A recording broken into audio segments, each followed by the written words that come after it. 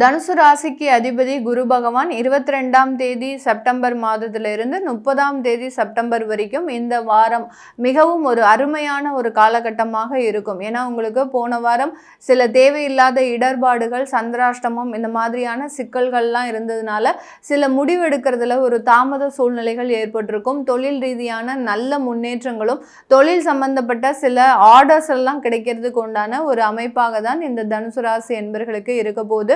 தொழிலில் பண வரவுகளும் விற்பனை அளவு அதிகரிக்கக்கூடிய ஒரு நேரமாகவும் இருக்கும்.